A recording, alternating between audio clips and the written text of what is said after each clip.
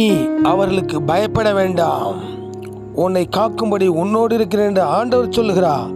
எரேமியா 1:8 கர்த்தரோடு பேசுகிறார்.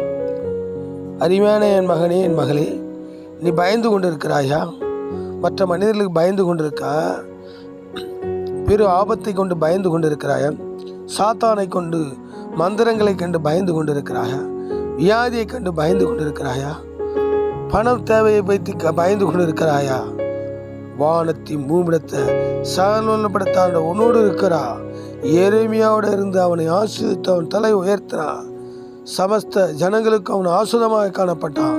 நீ உன் ஜனத்திற்கும் உன் குடும்பத்திற்கும் உன் தேசத்துக்கு நீ ஆசுதமாக இருப்பாய். கலங்காதே மகனே, அவர்களுக்கு எந்த காலத்திலும் நீ பயப்பட வேண்டிய அவசியம் இல்லை. சர்வவல்லமையுள்ள ஆண்டவருடைய தேவதூதர்கள் உன்னை சூழ்ந்திருக்கிறார்கள். விசுவாசி. தேங்க்யூ. God bless you.